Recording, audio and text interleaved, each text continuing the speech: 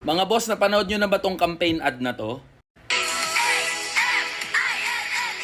Samahan po ninyo ako sa bagong bukas.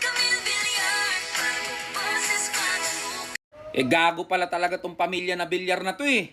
Ginagawang tanga yung marami sa atin. Anong bagong boses pinagsasabi mo dyan? Halos lahat kayo sa pamilya mo nasa politika. Mula sa tatay mo na si Manny, nanay mo na si Cynthia, kuya mo na si Mark, hanggang sa'yo, lahat kayo nasa politika.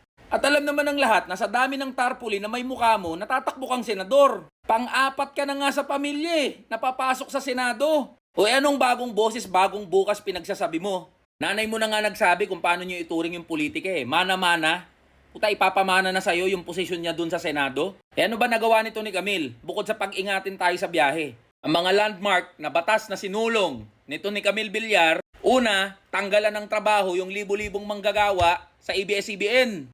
Di ba, isa si Camille sa mga nagpasara ng ABS-CBN. Pangalawa, yung Maharlika Investment Fund, na hanggang ngayon, di natin alam kung anong investment yung pinagagawa. O, saan pa kilala? Itong pamilya Villar. Yang nanay niyang si Cynthia, ang may pakana ng rice tarification law.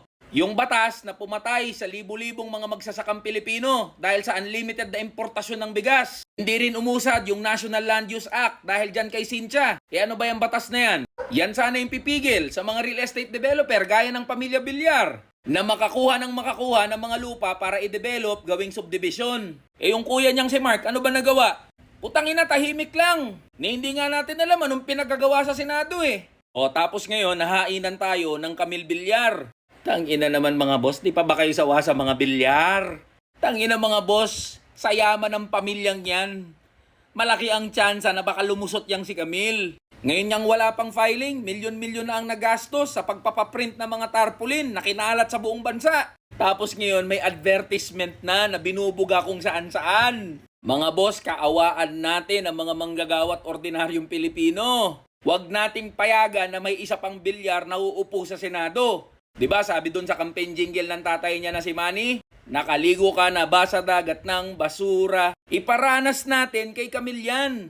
Paliguin natin sa dagat ng basura. Iboto natin siya papunta sa basurahan.